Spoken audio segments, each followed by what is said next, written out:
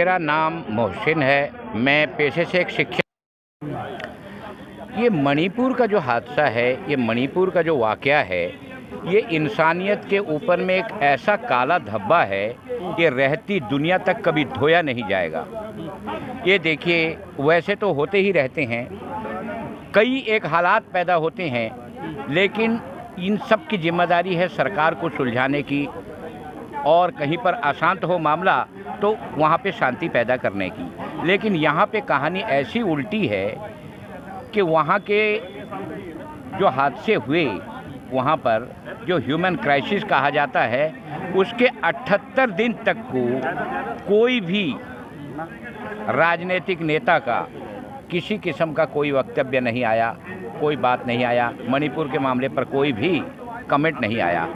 78 दिन के बाद में जब इंटरनेट खुली, तब जाकर हमारे प्रधानमंत्री जी उस पर एक छोटी सी कुछ सेकंड के लिए वक्तव्य दिए, और वो भी राजनीतिक से प्रेरित हो गया।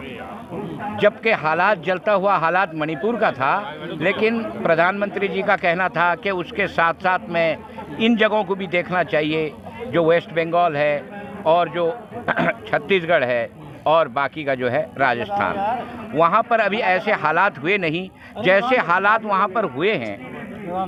जब भी कुछ ऐसे बिगड़े हैं हालात, तो वहाँ पर सरकार ने कुछ कदम उठाए हैं और उस पर प्रतिक्रिया दी गई है, सज़ा भी हुई है, कुछ लोगों को कार्रवाई भी हुई है हुकूमत की तरफ से।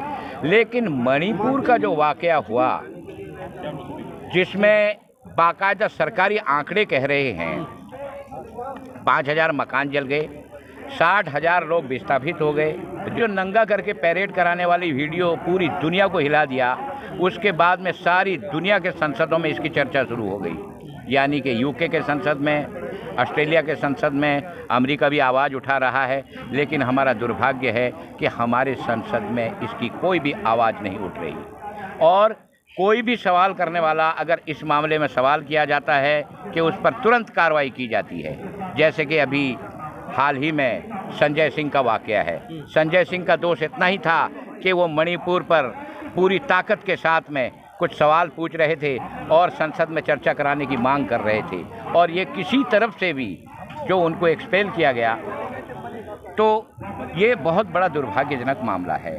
और इससे इंसानियत नीलाम हुई है, शर्मसार हुई है, कलंकित हुई है, और ये एक बहुत बड़ा काला अध्याय बनकर इतिहास में रहेगा। इसको कभी भी धोया नहीं जाएगा। एक बात जो है, ये हमारे नेशनल सिक्योरिटी का मसला है। अगर ऐसे हालात पैदा हो जाएं और हुकूमत की इसी तरह की खामोशी रहे, जिस तरह की खामोशी यहाँ पे रही, तो ये पूरे हमारे देश के लिए एक ख़तरनाक मामला बनता जा रहा है। और ये जो खामोशी का मसला है, ये खामोशी का मसला आज नहीं, बल्कि एक सिलसिलावार तरीके से अगर देखें घटना चक्र को, चाहे वो पहले से ही, वो चाहे नोटबंदी का मामला हो, वो चाहे हिंडनबर्ग का मामला हो, चाहे वो महिला पहलवान का मामला हो, और चाहे अभी मणिपुर का मामला हो, प्रधानमंत्री का कोई वक्तव्य ना आना, सिर्फ प्रधानमंत्री भी नहीं, आज हमारी महामहिम राष्ट्रपति द्रौपदी मुर्मू जी भी जो हैं, वो एक आदिवासी समाज से हैं, पहली आदिवासी महिला राष्ट्रपति हैं भारत की। तो उनका भी इस मामले में कुछ न कहना, ये बहुत ही दुर्भाग्यजनक है, बहुत ही दुखद है। और मणिपुर वाले मामले को शांत करना और वहाँ के जख्मों पर मरहम लगाना, ये सरकार का पहला फ़र्ज है। अगर इस फ़र्ज से सरकार मुँह मोड़ती है, तो फिर जनता का और कोई किस्म का मामला ही नहीं रह जाता, वो अपने मसले को कहाँ लेकर जाए।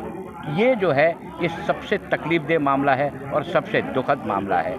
हमारी उम्मीद है कि ये मणिपुर का मसला जल्द से जल्द हल होना चाहिए, और वहाँ पर जो भी इंसानी संकट पैदा हुई है, उसका समाधान होना चाहिए और सरकारी स्तर पर होना चाहिए। बस इतना ही हमारा।